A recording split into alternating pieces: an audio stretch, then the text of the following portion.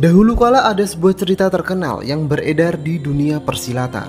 Barang siapa yang mempunyai golok pembunuh naga dan pedang langit akan menguasai dunia. Maka terjadilah perebutan dan perburuan dua pusaka itu, sampai datang di mana dua pusaka itu tak diketahui keberadaannya. Suatu ketika salah satu dari pusaka itu kembali muncul di tempat terpencil, dan seperti biasa terjadilah perebutan.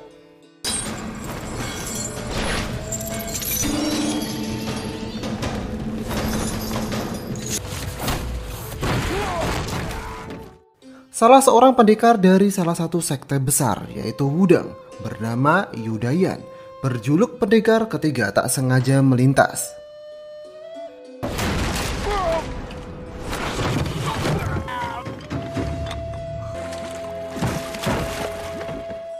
Karena prinsip-prinsip keadilannya, dia kemudian membantu dan menolong orang yang hampir terbunuh, dan otomatis membawa golok pembunuh naga itu bersamanya.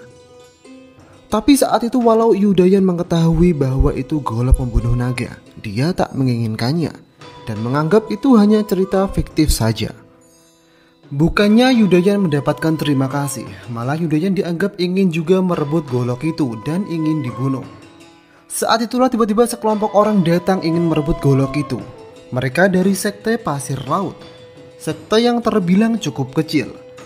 Alih-alih mendapatkannya, golok itu malah terlempar di depan Yudayan yang bersembunyi.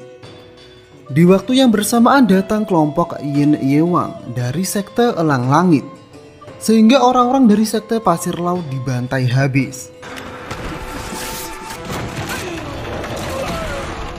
Karena tak menemukan golok itu juga, orang-orang dari sekte Elang Langit kemudian pergi. Merasa kondisi sudah aman, Yudayan kemudian ingin cepat-cepat pergi dan berencana akan membawa golok itu kepada gurunya.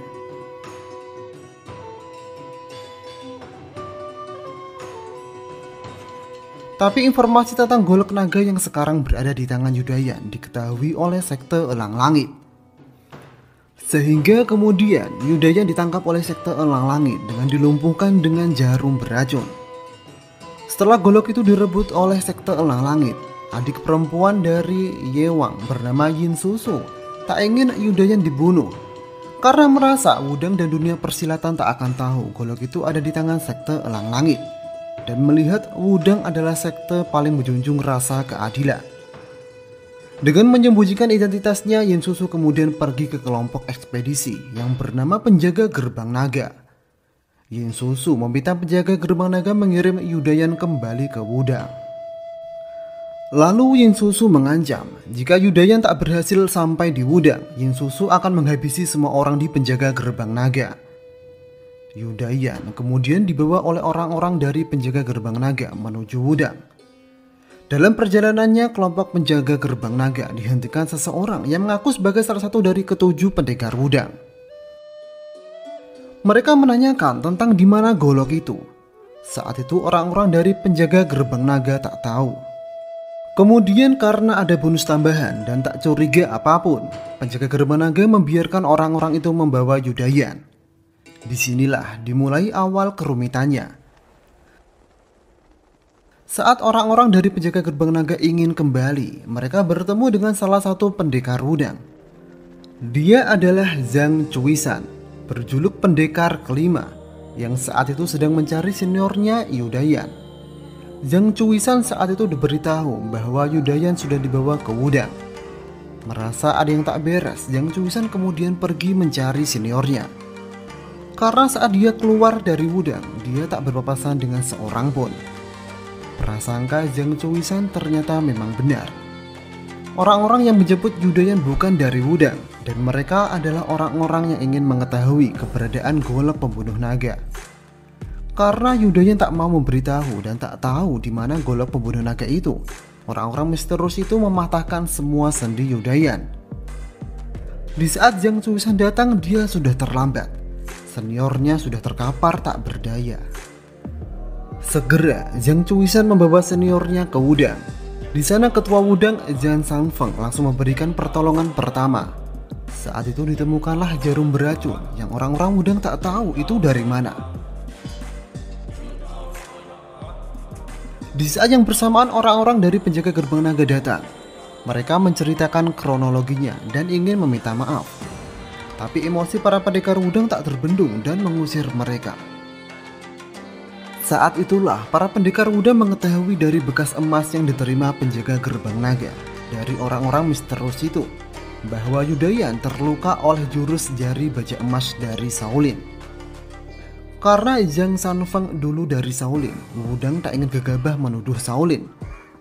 Lalu dalam rangka mencari orang-orang misterius yang telah mencelakai kakak yang paling disayanginya, pendekar kelima Zhang Chuisan bergerak sendiri menyelidikinya. Pertama-tama dia pergi ke tempat kelompok penjaga gerbang naga untuk mencari tahu. Akan tetapi sesampainya di sana, semua orang di penjaga gerbang naga telah dibantai habis. Di saat yang bersamaan orang-orang dari Shaolin datang, yang membuat Zhang Chuisan dituduh sebagai pelakunya.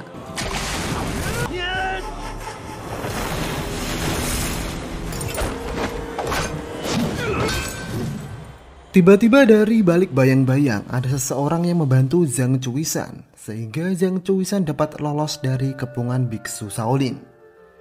Zhang Chuisan kemudian mengejar orang itu, sampai dia mencarinya di sebuah perahu. Zhang Chuisan sedikit terkejut dan tak menyangka di dalam perahu itu ada sebuah wanita yang sangat cantik.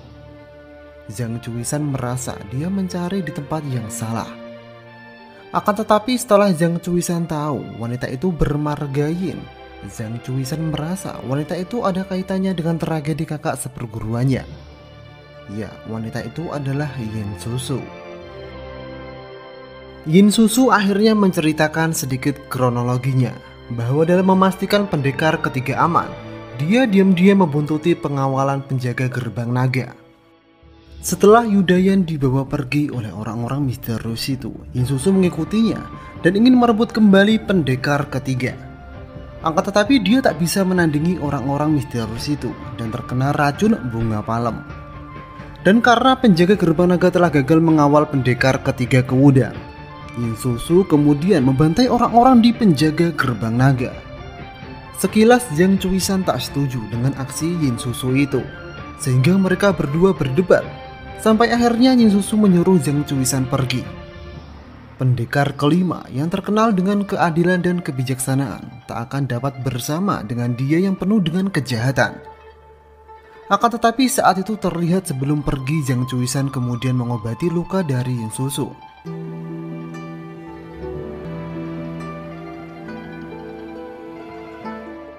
Setelah itu besoknya, sekte Elang Langit mengadakan pertemuan di Gunung Wangpang.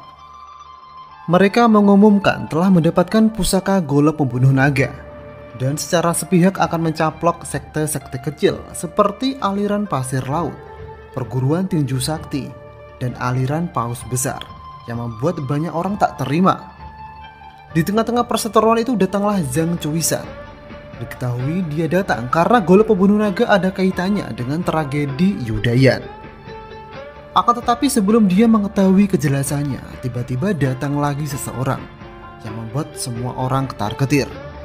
Dia adalah Sisun, si Raja Singa Emas yang sangat terkenal dengan kehebatannya. Dia adalah salah satu keempat raja penjaga sekte Ming.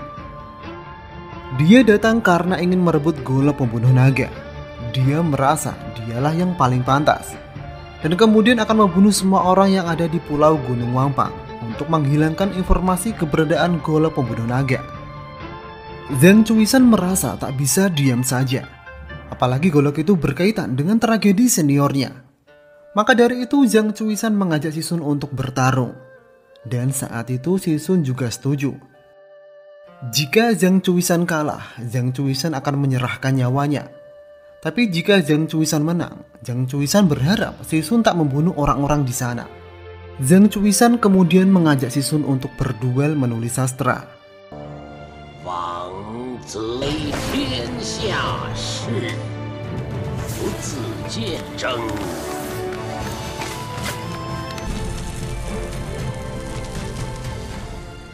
Dengan kemampuan dan tulisan yang sangat luar biasa, Zhang Chuisan membuat Sisun sangat kagum. Bahkan langsung mengaku kalah saat itu juga. Setelah itu walau nyawa Zhang Chuisan, Yin Susu dan orang-orang di sana dibiarkan hidup, Sisun membawa Zhang Chuisan dan Yin Susu pergi, dan kemudian menghancurkan semua kapal serta melukai orang-orang di pulau itu, dan dibiarkan mati dengan sendirinya. Lalu Sisun membawa Zhang Chuisan dan Yin Susu ke dalam kapal yang semua awak kapalnya bisu dan tuli. Bahkan Sisun berencana akan membuat para awak kapal buta sekalian. Itu dilakukan Sisun agar menghapus jejaknya dan melenyapkan informasi keberadaan golok pembunuh naga.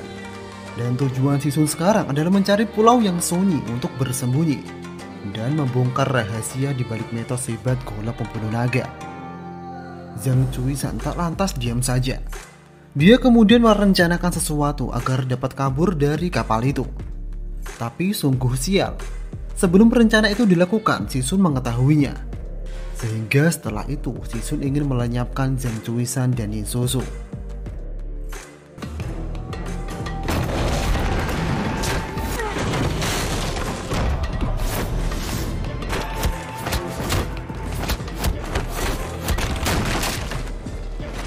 Beruntung dengan bantuan Yin Susu, Sisun dapat dihentikan dengan membuat mata Sisun menjadi buta. Akan tetapi karena Sisun terus mengamuk, membuat kapal yang mereka tumpangi hancur dan karam.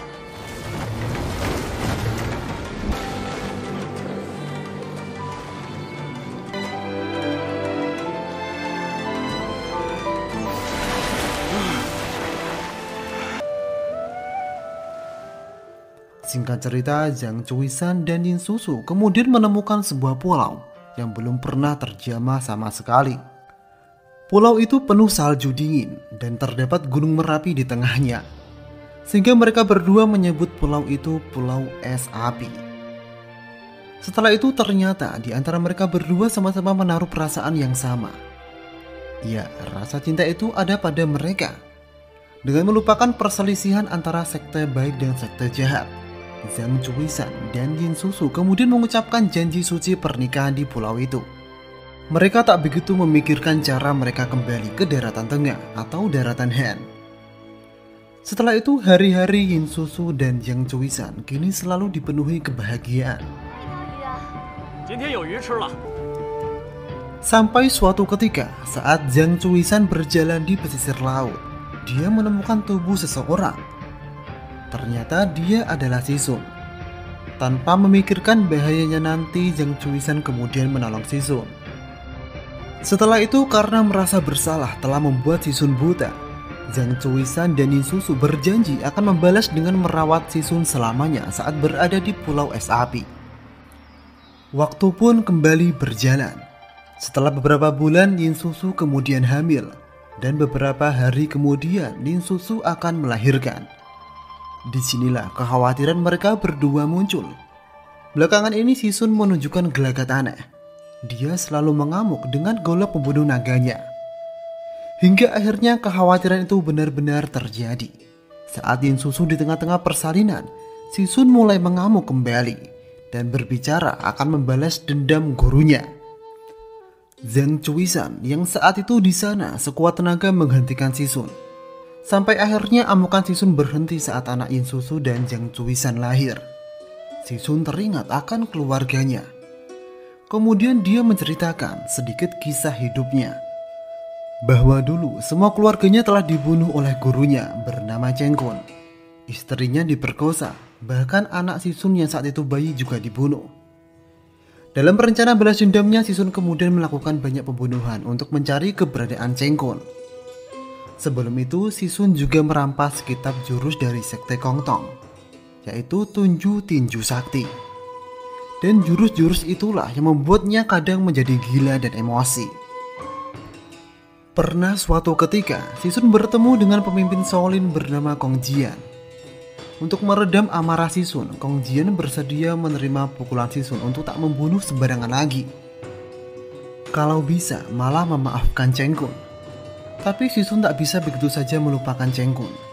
Sisun kemudian memukul Kong Jian sampai Kong Jian meninggal. Kong Jian saat itu menyadari dia ternyata diperdaya oleh Cheng Kun agar memancing emosi Sisun dan kembali membunuh. Setelah itu Sisun menghilang dan menyesali telah terpancing dan membunuh Kong Jian. Dan saat ini Sisun terobsesi dengan kekuatan di balik cerita golok pembunuh naga. Itu dilakukan semata-mata untuk membalas dendam gurunya. Setelah Sisun menceritakan masa lalunya, dia memberikan saran agar Zhang Chuisan dan Yin Susu kembali ke daratan tengah bersama anak mereka. Itu dilakukan agar nanti jika Zhang Chuisan, Yin Susu dan dirinya mati, anak itu tak sendirian dan kesepian seperti dirinya. Setidaknya ada paman dan kakeknya. Saat mendengar itu, Zhang Chuisan dan Yin Susu sangat berterima kasih. Mereka akan mengikuti arahan Sisun untuk kembali ke daratan tengah. Setelah itu, atas rasa terima kasihnya, Zhang Chuisan dan Yin Susu meminta Sisun untuk memberikan nama untuk anak mereka. Dan bukan itu saja, Sisun diminta juga untuk menjadi ayah angkat dari anak itu, yang berarti akan menjadi kakak angkat dari Zhang Chuisan dan Yin Susu. Sisun saat itu sangat gembira. Bagaimana tidak? Setelah sekian lama dia sendirian dan tak punya siapa-siapa, kini dia mempunyai lagi sebuah keluarga. Dan karena dia teringat anaknya yang bayi yang meninggal saat itu, Sisun kemudian memberikan nama yang sama kepada anak dari Zhang Chuisan dan Yin Susu, yaitu si Wuji. Hari demi hari, Wuji kemudian dilatih cara bertahan hidup dan kungfu oleh Zhang Chuisan dan Sisun.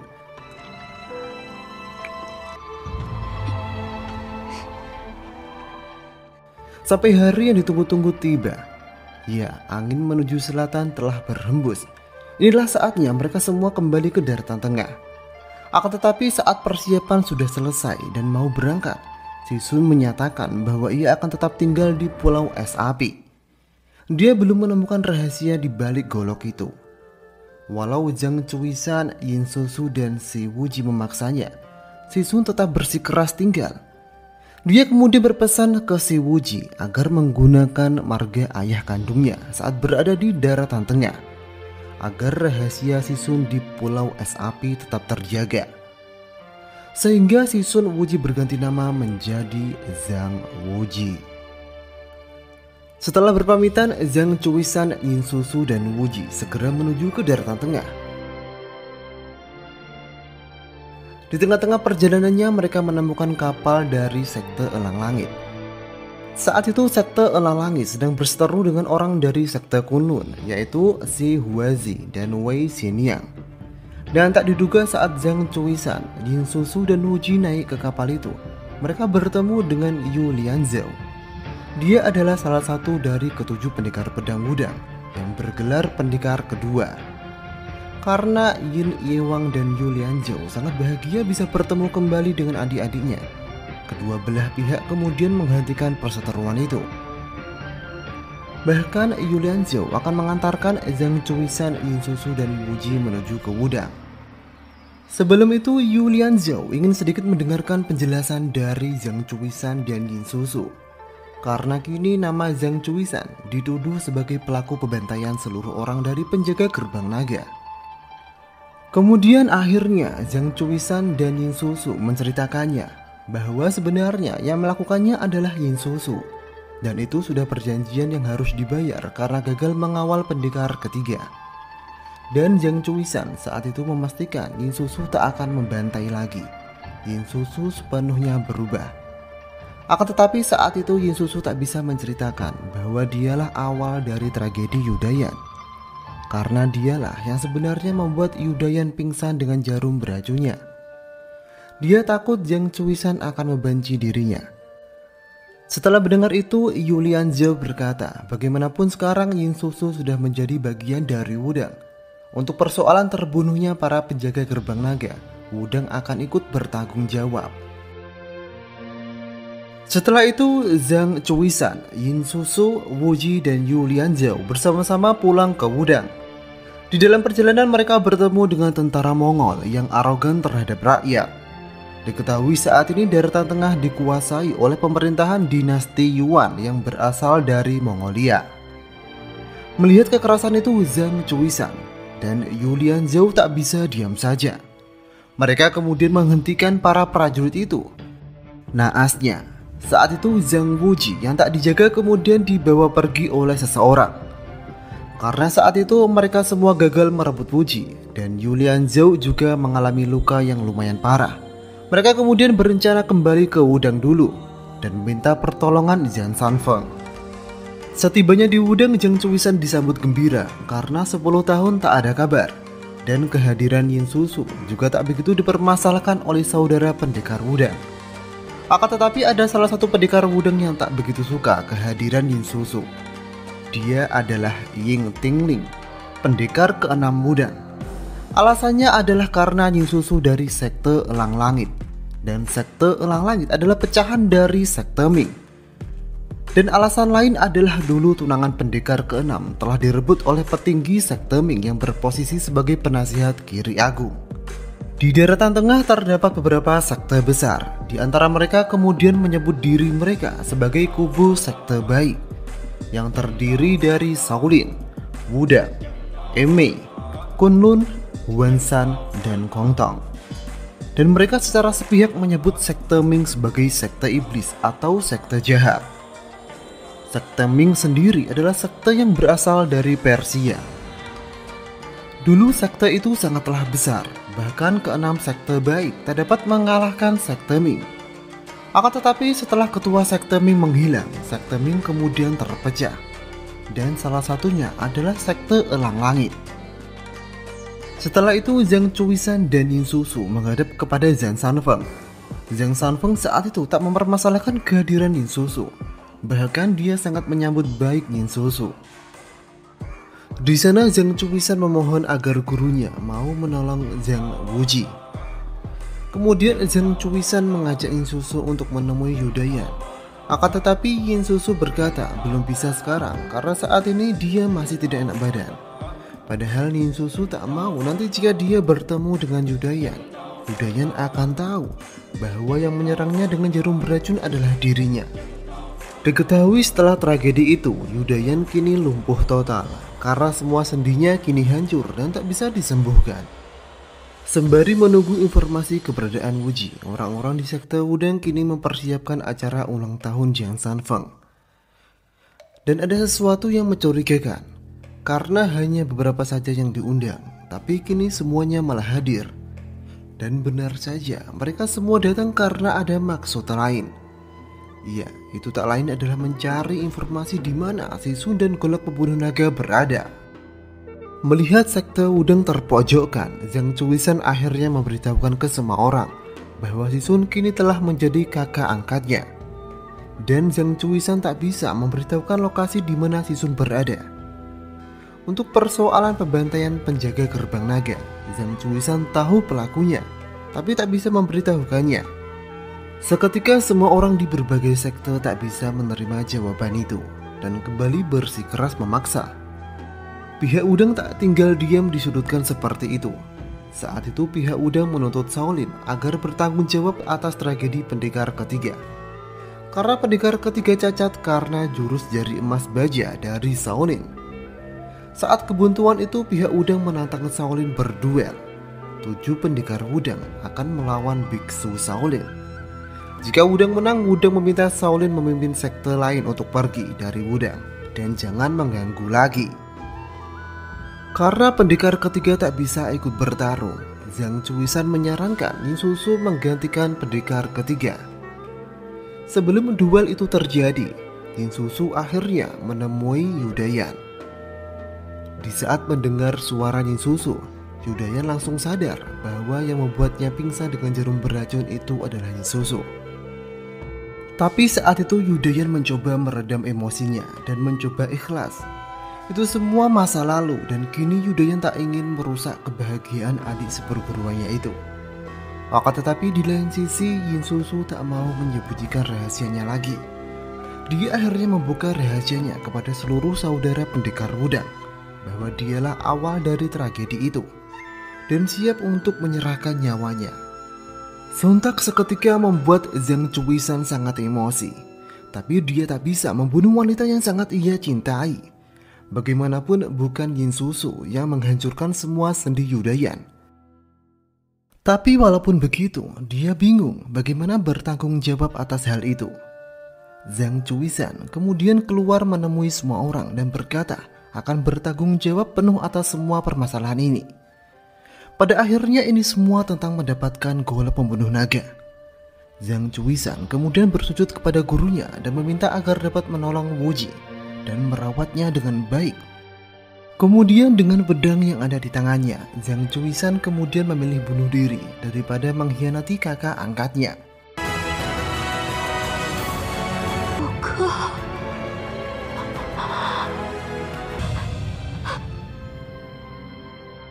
Di saat yang bersamaan, orang yang membawa pergi Wuji juga datang di sana.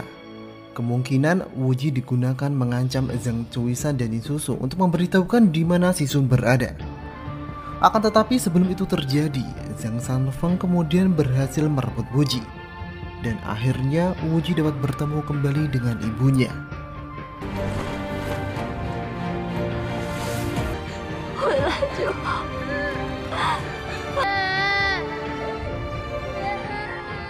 Kemudian Yin Susu menghampiri salah satu dari biksu Shaolin dan berpura-pura memberitahukan tempat si Sun berada. Itu dilakukan agar kepercayaan mereka semua terpecah. Kemudian Yin Susu meminta Wuji agar mengingat wajah-wajah jahat itu. Karena wajah-wajah itulah yang membuat ayahnya mati. Dan ada satu pesan lagi, jangan mudah percaya dengan wanita. Semakin cantik seseorang, semakin mudah ia menipu. Disusul, tubuh Yin Susu terkapar di atas tubuh Zhang Chuisan. Ternyata Yin Susu memilih ikut bunuh diri untuk menghilangkan informasi keberadaan Raja Singa Emas. Penderitaan Wuji tak sampai di situ. Ternyata setelah ia diselamatkan oleh Zhang Sanfeng, dia sempat dilukai oleh orang misterius itu. Tubuh Wuji seperti terbakar, tapi di lain sisi, dia merasa sangat kedinginan, bahkan sampai ke tulangnya. Wuji ternyata terkena jurus bernama Telapak Xuanming, jurus yang dikira sudah lenyap dari dunia persilatan saat ini. Satu-satunya cara mengobati Wuji adalah dengan jurus 9 matahari Shaolin. Akan tetapi jurus itu sudah lama hilang. Untuk saat ini Zhang Sanfeng hanya bisa meredakan rasa sakit Wuji dengan tenaga dalamnya. Di samping itu, para pendekar Wudang juga selalu menghibur Wuji. Mendengar bahwa cucunya ada di Wudang, ketua sekte Elang Langit, yaitu Ye Tianzeng, atau yang dikenal dengan nama Raja Elang Putih, mendatangi Wudang. Bersama Ye Wang, dia bermaksud ingin membawa Wuji ke sekte Elang Langit. Bagaimanapun darah keluarga kandung Wuji sekarang ada di sekte Elang Langit. Akan tetapi dari pihak Wudang menolaknya, karena wasiat terakhir Zhang Chuisan adalah merawat dan membesarkan Wuji di Wudang bersama Zhang Sanfeng. Setelah Zhang Sanfeng menjelaskan bahwa Wuji kini terkena telapak Xuanming dan butuh perawatannya, akhirnya dengan berat hati, Ye Tianzeng dan Yin Wang kemudian mengalah. Mereka kemudian kembali ke sekte Elang Langit dan tak lupa berterima kasih telah membantu Wuji. Setelah itu, demi mengobati Wuji, Zhang Sanfeng membawa Wuji ke Gunung Shaolin. Di sana ada kuil Shaolin, tempat dulu jurus 9 matahari berada. Zhang Sanfeng bermaksud mencari kembali jurus 9 matahari yang telah lama hilang. Diketahui kuil Shaolin itu juga tempat Zhang Sanfeng berasal. Penemu aliran Tai Chi yang lari dari Shaolin, dia adalah Zhang Sanfeng. Dulu saat dia masih di Shaolin, dia sedikit mempelajari jurus 9 matahari. Tapi itu belumlah lengkap. Dikatakan yang versi lengkapnya tidak ada yang satupun orang mengetahui. Zhang Sanfeng lari dari Shaolin karena tanpa izin mempelajari kitab-kitab jurus Shaolin di perpustakaan. Diketahui hanya murid intilah yang diizinkan. Tapi Zhang Sanfeng selalu tak diloloskan menjadi murid inti, hanya karena dia murid dari biksu penjaga perpustakaan bernama Jue Yuan. Untuk lolos dari hukuman Shaolin, biksu Ju Yuan kemudian membantu Zhang Sanfeng melarikan diri, walaupun membuat nyawanya menjadi gantinya. Setelah itu Zhang Sanfeng dan Wuji kembali melanjutkan perjalanan menuju kuil Shaolin. Akan tetapi sesampainya di sana mereka ditolak oleh pihak Shaolin karena Zhang Sanfeng telah dicap sebagai pengkhianat Shaolin selama ini. Tak terima kakek gurunya diperlakukan seperti itu, Wuji meminta Zhang Sanfeng kembali pulang. Wuji memilih mati daripada ditolong oleh orang-orang yang seperti itu.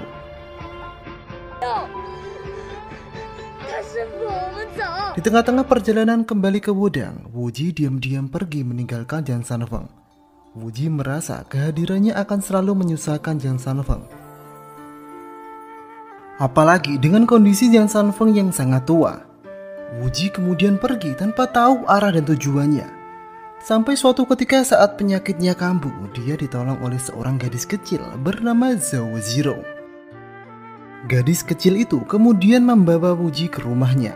Ziro kemudian meminta ayahnya yang bernama Zhao Ziwang agar menolong Wuji. Diketahui Zhao Ziwang mempunyai kenalan bernama Chen Yuchun dari sekte Ming. Dia adalah seorang pendekar yang kenal dengan master pengobatan bernama Dewa Tabib. Zhao Ziwang kemudian pergi mencarinya. Di lain sisi, Wuji kemudian diajak Ziro jalan-jalan melihat pemandangan kota. Saat itu, Ziro sekilas sangat tertarik dengan sebuah sapu tangan yang agak mahal. Karena mereka berdua tak punya uang, akhirnya mereka diusir. Setelah itu, untuk membalas kebaikan Ziro dan ayahnya, Wuji diam-diam membuatkan sapu tangan untuk Ziro. Dengan itu dia bisa pergi dan tak menyusahkan keluarga Ziro lagi. Akan tetapi sebelum sapu tangan itu selesai, Ziro mengetahuinya. Sekilas Ziro sangat senang. Akan tetapi dia tak mau menerimanya kalau itu hanya untuk membalas hutang budi. Ziro berkata, kehadiran Wuji membuatnya senang dan tak kesepian lagi. Sehingga Wuji kembali menyimpannya dan akan memberikannya saat sudah jadi nanti. Besoknya, Wuji diajak Ziro memetik buah jeruk untuk dijual. Ziro bercerita bahwa ibunya meninggal tahun lalu, jadi saat ayahnya bekerja, dia tinggal sendirian. Setelah itu Wuji dan Ziro menjajakan jualannya di pinggir jalan. Di saat itulah mereka berdua dikagetkan dengan seorang yang dihajar oleh prajurit Mongol. Dan ternyata itu adalah Zhao Ziwang, ayahnya Ziro. Zhao Ziwang meminta kepada Wuji dan Ziro untuk segera lari. Prajurit Mongol saat itu memaksa Zhao Ziwang agar mengatakan di mana Chang Yuchun berada. Tapi dia tak mau, sehingga kemudian dia dibunuh. Di lain sisi, Wuji dan Ziro yang lari kemudian dihadang oleh prajurit Mongol dan orang-orang dari dinasti Yuan. Di saat itulah seseorang muncul. Ternyata dia orang yang bernama Chang Yuchun. Chang Yuchun kemudian mencoba menggantikan prajurit-prajurit Mongol itu. Tapi karena kungfunya tak begitu tinggi, dia kemudian tumbang. Di saat genting itu, tiba-tiba datang Jiang Sanfeng dan mengusir para prajurit Mongol. Sehingga Chang Yuchun, Wuji dan Ziro dapat diselamatkan. Setelah itu Chang Yuchun mengatakan kepada Jiang Sanfeng untuk memberinya izin membawa Wuji ke Dewa Tabib yang berada di lembah kupu-kupu. Dengan kehebatan Dewa Tabib dalam mengobati, pasti Wuji akan sembuh. Tapi Chang Yuchun meminta satu hal kepada Jiang Sanfeng agar merawat Ziro.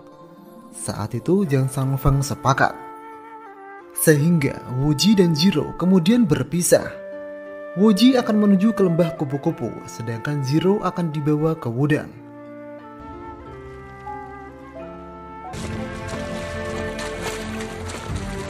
Setelah berhari-hari menempuh perjalanan, akhirnya Wuji dan Chang Yuchun sampai di kediaman Hu Qingyu. Dia adalah orang yang terkenal dengan nama Dewa Tabib. Dan ternyata selama ini Chang Yuchun juga menahan luka setelah pertarungan tempo hari. Dia terkena jurus penghancur jantung.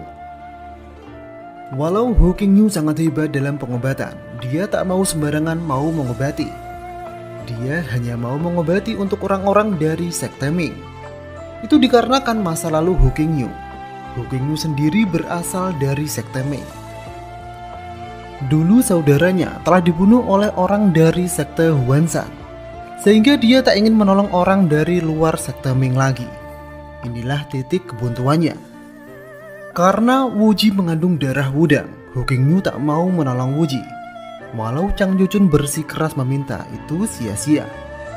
Sampai ketika Hu Qingyu tak sengaja memegang tubuh Wuji, Hu Qingyu akhirnya sangat tertarik dengan penyakit Wuji.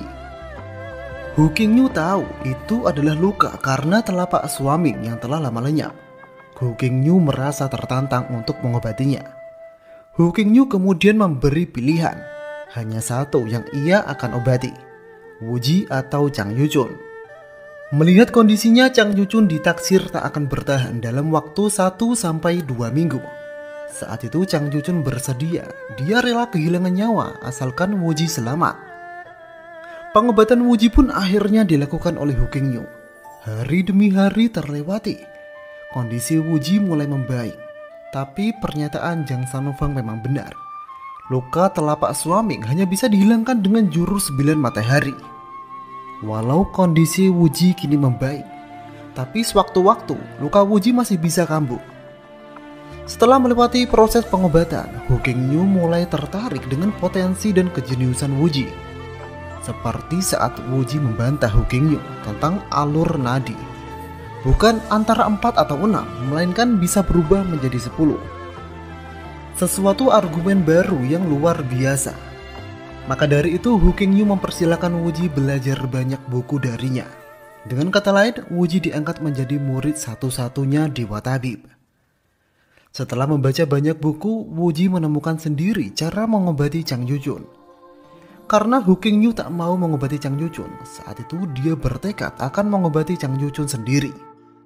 Wuji kemudian membuat ramuan untuk Chang Yuchun. Akan tetapi bukannya membaik, Chang Yuchun malah semakin parah, yang membuat Wuji sedikit frustasi. Apalagi waktu Chang Yuchun tinggal 1 hari lagi. Sehingga Wuji mau tak mau kemudian membuat langkah berani. Dia akan melakukan proses tusuk jarum kepada Chang Yuchun. Jika gagal, Wuji berjanji akan ikut bunuh diri juga. Langkah pertama Wuji malah membuat keadaan semakin gawat, karena Chang Yuchun kehilangan banyak darah. Di saat genting itulah, Wuji melakukan eksperimen baru dengan mengganti jarum logam dengan tusuk bambu. Dan ternyata itu malah berhasil. Chang Yuchun kembali sadar, bahkan kemudian racun di dalam tubuh Chang Yuchun dapat dikeluarkan. Sehingga nyawa Chang Yuchun dapat diselamatkan. Di lain sisi, Hu Qingyu yang melihat itu terheran-heran, bagaimana bisa terjadi. Setelah sembuh, Chang Yuchun berpamitan dengan Wuji. Dia akan kembali ke Sekte Ming dan akan mengunjungi Zero yang ada di Wudang. Chang Yuchun meminta kepada Wuji agar tetap tinggal di lembah kupu-kupu bersama Hu Qingyu, agar tetap menjalani perawatan dan mendalami ilmu pengobatan bersama Hu Qingyu. Waktu demi waktu cepat berlalu, tak terasa Wuji kini sedikit tumbuh besar. Suatu hari tiba-tiba ada sekelompok orang datang ke lembah kupu-kupu untuk meminta pertolongan. Karena saat itu Hu Qingyu sedang sakit, dia tak mau keluar mengobati mereka. Akan tetapi mereka masih bersikeras untuk menemui Hu Qingyu. Kemudian datanglah lagi seorang wanita bersama anaknya, mereka juga sekarat. Karena tak tega melihat penderitaan itu, Wuji akhirnya menolong mereka dengan segala pengetahuannya. Sekilas mereka semua dapat tenang. Kemudian wanita itu menceritakan dia hanya petani biasa dan hidup bersama anaknya. Kemarin dia terjebak perangkap nenek sakti yang tak diketahui asalnya. Nenek itu langsung melumpuhkannya dan menyerang pendekar-pendekar itu.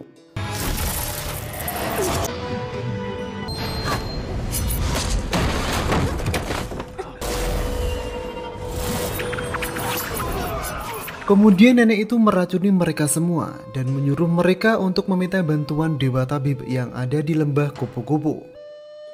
Di tengah-tengah pembicaraan itu, para pendekar kembali merasa kesakitan dan kembali meluapkan emosinya. Mereka menuduh Wuji hanya mempermainkan mereka. Wuji menyadari ternyata racun mereka semua berbeda. Dia tak seharusnya memberikan obat yang sama seperti wanita itu. Wuji kemudian mencoba menganalisa gejala-gejala yang berbeda itu untuk meracik obat dan kembali memberikan kepada mereka. Sekilas semuanya aman. Tapi setelah itu mereka merasakan panas dan gatal di seluruh tubuh. Sontak mereka kembali emosi dan ingin meluapkannya kepada Wuji. Di saat itulah wanita misterius itu menghentikan mereka. Mereka sedikit terkejut. Bagaimana bisa seorang petani dapat menggunakan kungfu dari Sekte Imei? Mereka semua menduga wanita itu adalah Ji Xiaofu, salah seorang murid Sekte Imei yang telah lama menghilang. Tak ingin berbicara lebih tentang rahasianya, wanita itu kemudian mengajak masuk Wuji. Wuji tak menyangka wanita itu adalah Bibi Xiaofu, tunangan dari paman keenamnya. Dulu saat Wuji berada di Wudang, dia sedikit tahu bahwa paman keenamnya Ying Tingling sangat depresi setelah tunangannya menghilang dan dikabarkan sampai saat ini terus menunggunya. Saat itu, akhirnya wanita tersebut menceritakan masa lalunya. Dia adalah Ji Xiaofu, salah satu murid sekte Emei. Suatu hari saat rombongan sekte Emei hendak kembali, mereka bertemu dengan salah satu orang dari sekte Ming bernama Yang Xiao. Dia adalah penasihat kiri sekte Ming atau utusan kiri. Karena ada dendam masa lalu, ketua sekte Emei bernama Miju mengajak Yang Xiao untuk bertarung.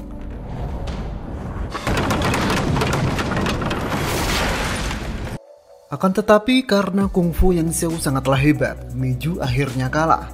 Dan Xiaofu kemudian dibawa pergi Yang Xiao tanpa tahu alasannya. Saat Xiaofu sadar, dia sudah dalam rumah kecil yang tak jelas itu di mana. Karena gurunya pernah bilang padanya bahwa sekte ini sangatlah jahat, dia berpikir pasti akan diperkosa dan dibunuh. Alih-alih mendapatkan perlakuan itu, Yang Xiao malah meminta Xiaofu untuk mengurus seorang bocah untuk sementara waktu. Kondisi anak itu sangatlah memprihatinkan. Banyak luka di tubuhnya, bahkan dia dibuat tuli. Saat itu Xiaofu menganggap Yang Xiao adalah orang jahat. Xiaofu langsung menuduh Yang Xiao saat kembali bertemu. Sehingga Yang Xiao kemudian memberikan penjelasan. Bocah itu bernama Yan Er. Dia adalah anak dari asisten Yang Xiao.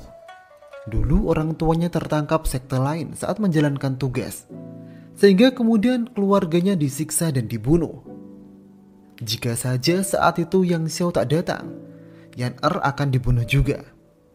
Setelah mendengar penjelasan itu, Xiaofu merasa tak enak pada Yang Xiao. Xiaofu kemudian meminta maaf dan mengajak Yang Xiao untuk makan bersama. Lalu di saat Xiaofu dan Yang Xiao sedang tenang makan, mereka dikejutkan beberapa ledakan.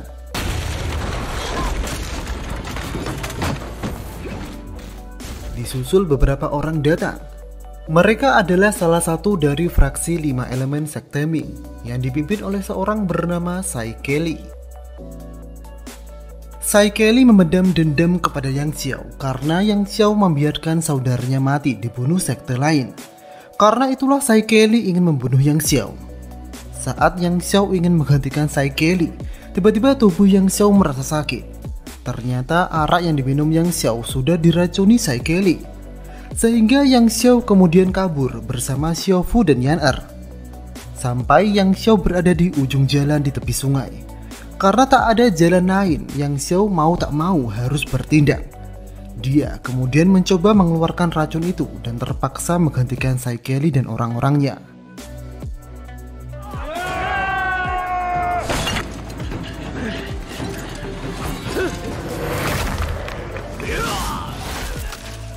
Kemudian Yang Xiao menjelaskannya, Yan Er adalah putri dari Jiang Bowe.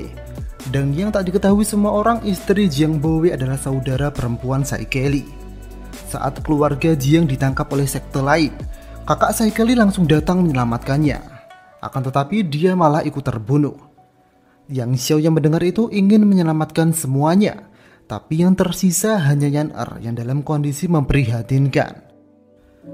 Setelah mendengar itu, Sai Kelly merasa malu dan ingin bunuh diri saja. Perlakuannya terhadap Yang Xiao bisa diartikan sebagai pengkhianatan. Akan tetapi saat itu Yang Xiao menggantikan Sai Kelly. Karena semua ini dilakukan untuk membela sekte Ming, maka dari itu Yang Xiao mengampuni Sai Kelly dan meminta Sai Kelly untuk kembali.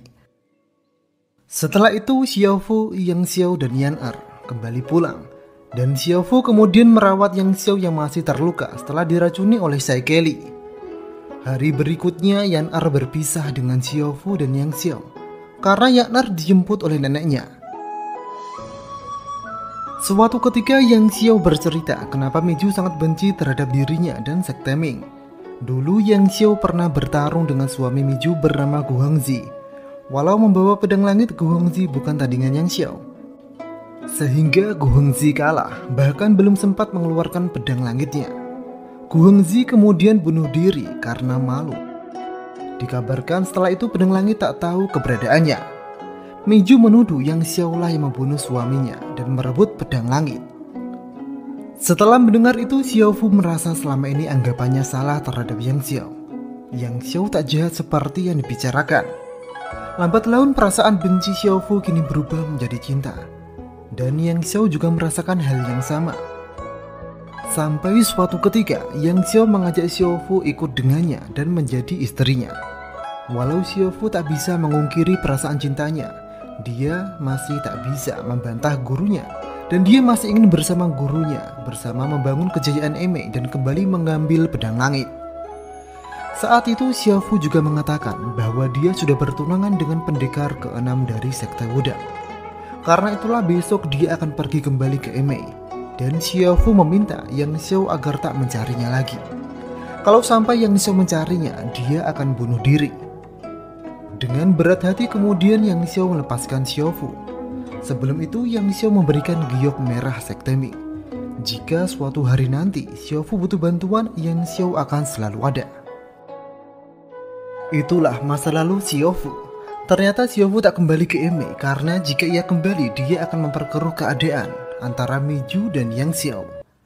Xiaofu kemudian menitipkan permintaan maafnya kepada Wuji untuk pendekar ke-6. Dan anak yang menemani Xiaofu ke lembah kupu-kupu itu adalah anak Xiaofu dengan Yang Xiao yang diberi nama Bu Hui, yang artinya tanpa penyesalan. Setelah mendengar masa lalu Xiaofu, Wuji dapat memahami itu semua. Untuk saat ini Wuji masih harus meracik obat lagi untuk mengobati para pendekar yang kesakitan. Setelah Wuji memeriksanya lagi, dia menemukan kesalahannya. Dia terlalu berlebihan menggunakan dosis ramuan, sehingga membuat efek yang tak baik. Maka dari itu Wuji mencoba memperbaikinya. Dan benar saja, setelah Wuji memperbaiki ramuannya, para pendekar merasa baikan. Tiba-tiba malam itu mereka kedatangan orang tak dikenal. Dengan bantuan Xiaofu, Wuji dapat menangkap orang itu dan melepaskan Hu Qingyu dari ikatan. Ternyata dia adalah seorang wanita yang diketahui bernama Nanggu. Dan ternyata dia adalah istri dari Hu Qingyu.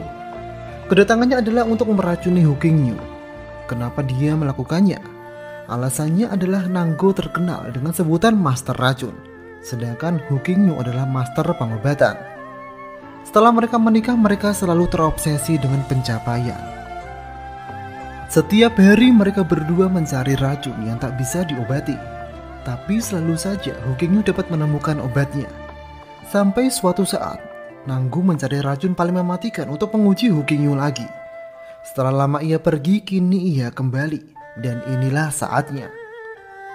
Nanggu sudah meracuni dirinya sendiri dengan racun paling mematikan. Racun itu bernama racun 3 hama, 3 gulma. Jika Hu Qingyu tak bisa membuat obatnya segera, Nanggu akan mati. Tapi saat itu Hu Qingyu mengatakan dia tak akan tahu obatnya. Maka dari itu dia akan ikut meminum racun itu dan mati bersama dengan istrinya.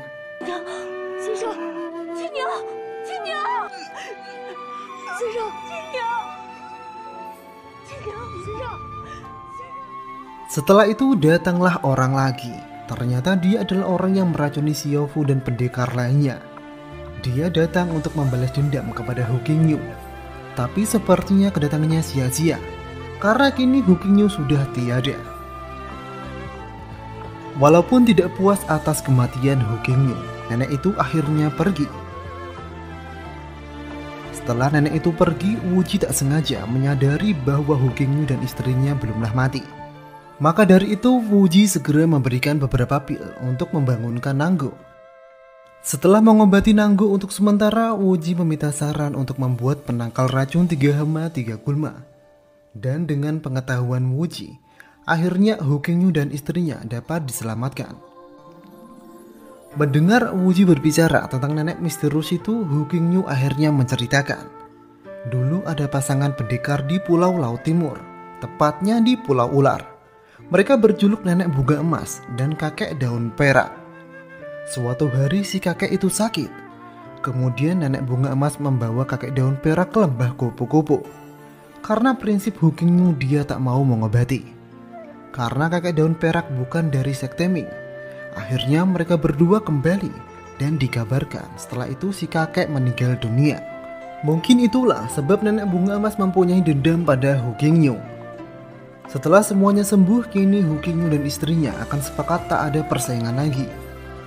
Dan mereka berdua berencana menghilang dari dunia persilatan, lalu memalsukan kematiannya untuk selamanya dan pergi memulai hidup yang damai. Sebelum itu, Hu Qingyu dan Nanggo ingin memberikan sesuatu sebelum mereka pergi. Sesuatu itu adalah kitab lengkap pengobatan dari Hu Qingyu dan kitab racun lengkap dari Nanggo. Buku itu mereka kumpulkan selama hidup mereka. Kemudian mereka berdua pergi dan berpamitan dengan Wuji dan Xiaofu. Setelah Dewa Tabib dan Dewi Racun dianggap telah mati dari dunia ini, Wuji akan mengurus lembah kupu-kupu warisan Hu Qingyu dan akan menolong siapapun bukan dari golongan tertentu saja. Langkah pertama Wuji adalah mengobati para pendekar yang diracuni tempo hari. Dengan semakin mahirnya pengetahuan Wuji, para pendekar itu akhirnya dapat sembuh seperti sedia kala. Para pendekar itu kemudian pamit dan tak akan lupa jasa Wuji. Mereka berjanji akan membalasnya suatu hari nanti. Setelah itu tiba-tiba murid perempuan nenek bunga emas datang. Dia bernama Yin Li. Dia datang untuk berteman dengan Wuji karena dia kagum atas bakat dan kedewasaan Wuji. Di saat itulah Yin Li tahu bahwa Wuji mempunyai sebuah penyakit. Yin Li kemudian kembali menemui gurunya dan memohon agar menyembuhkan Wuji dan mengangkatnya sebagai seorang murid. Setelah mendengar penjelasan Yin Li, nenek bunga emas menemui Wuji.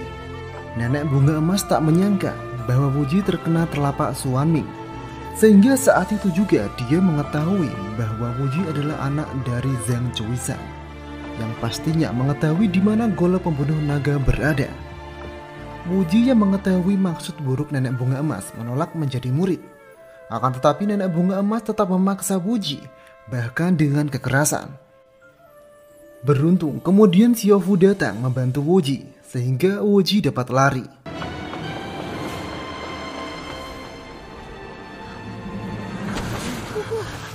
Di saat yang bersamaan tak disangka-sangka rombongan sekte Imei datang. Mereka ternyata selama ini mencari Xiaofu. Mungkin karena informasi yang menyebar, mereka akhirnya tahu keberadaan Xiaofu. Di sana walau Meiju tak ada sangkut pautnya dengan Wuji, tapi karena permintaan Xiaofu, Meiju akhirnya membantu Wuji. Kemudian Meiju bertarung dengan nenek bunga emas. Sekilas pertarungan mereka seimbang, tapi kemudian Meiju membuka pedang langitnya dan terlihat nenek bunga emas menyerah.